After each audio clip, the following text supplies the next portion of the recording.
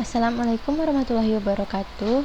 Perkenalkan, saya Cahaya Frisa Putri dengan NIM 25004101 dari kelompok 5 Dasar-Dasar Teknologi Pembelajaran. Di sini saya akan menjelaskan tentang hakikat teknologi pendidikan. Yang pertama, ada definisi teknologi pendidikan. Istilah teknologi berasal dari bahasa Yunani, yaitu teknologis. Tekni berarti seni, keahlian atau sains, dan logos yang berarti ilmu. Teknologi menurut Guybrush dapat diartikan sebagai penyerapan sistematik dari pengetahuan ilmiah atau terorganisasikan dalam hal-hal yang praktis. Sedangkan definisi teknologi pendidikan menurut AICTE yaitu teori dan praktek dalam desain, pengembangan, pemanfaatan, pengelolaan, serta penilaian proses sumber untuk belajar. Selanjutnya, ada tujuan utama teknologi pendidikan, yaitu untuk memudahkan pelaksanaan pendidikan. Di antaranya, pendidikan di sekolah yaitu memecahkan masalah belajar atau memfasilitasi kegiatan pembelajaran. Selanjutnya, definisi teknologi pendidikan menurut para ahli yaitu yang pertama menurut buku Teknologi Pendidikan karangan Fred Percival dan Henry Ellington pada tahun 1984 yaitu teknologi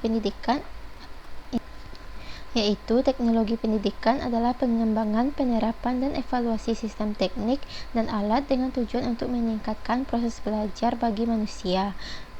Selanjutnya, menurut Searle-Dalice pada tahun 1994, teknologi pendidikan adalah teori dan praktik dalam merancang, mengembangkan, memanfaatkan, mengelola, dan menilai proses serta sumber untuk belajar. Artinya, teknologi pendidikan melibatkan seluruh aspek yang berhubungan dengan menciptakan pengalaman belajar yang mendukung pencapaian tujuan pembelajaran.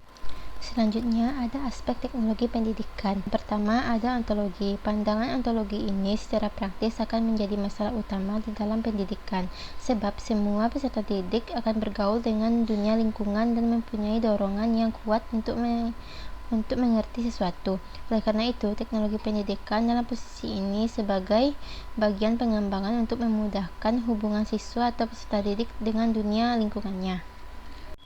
Berikut beberapa ontologi dari teknologi pendidikan, yaitu belajar sepanjang hayat, yang kedua kesempatan belajar terbatas, yang ketiga sumber belajar tradisional terbatas, yang keempat sumber yang ada dan potensi belum didayagunakan, yang kelima perlu usaha khusus, dan yang terakhir perlu pengelolaan dengan pendekatan baru. Yang kedua ada aspek epistemologi. Pandangan epistemologi tentang pendidikan akan membahas banyak persoalan-persoalan pendidikan, seperti kurikulum, teori belajar, strategi pembelajaran, bahan atau sarana prasarana yang mengantarkan terjadinya proses pendidikan. Epistemologi dari teknologi pendidikan yaitu yang pertama ada isomeristik atau penggabungan berbagai disiplin menjadi kebulatan tersendiri. Yang kedua pendekatan sistematik yaitu berurutan, terencana, dan terarah. Yang ketiga pendekatan sinergistik yaitu berdaya lipat bernilai tambah. Yang keempat pendekatan sistematik menyeluruh atau komprehensif.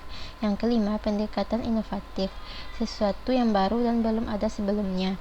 Yang keenam integratif, terjalin dalam suatu sistem atau struktur dan tidak terpisah.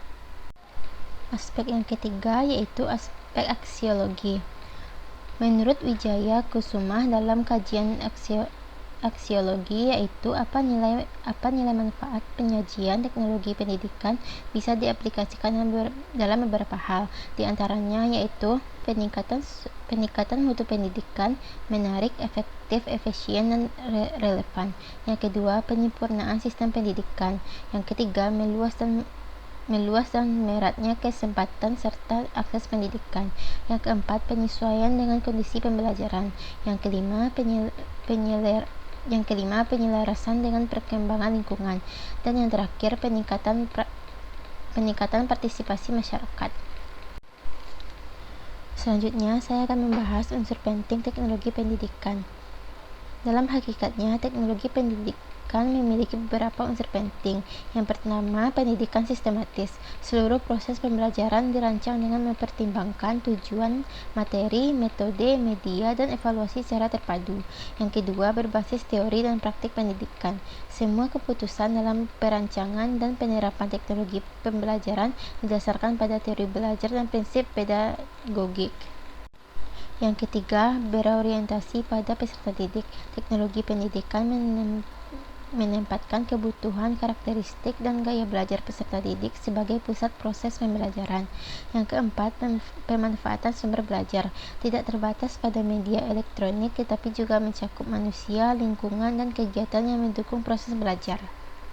Di sini saya akan menjelaskan contoh hakikat teknologi pendidikan, yaitu penggunaan Learning Management System atau LMS seperti Google Classroom atau Moodle merupakan penerapan hakikat teknologi pendidikan karena memadukan aspek perancangan, pengelolaan, serta evaluasi pembelajaran berbasis teknologi untuk meningkatkan keterlibatan dan hasil belajar siswa.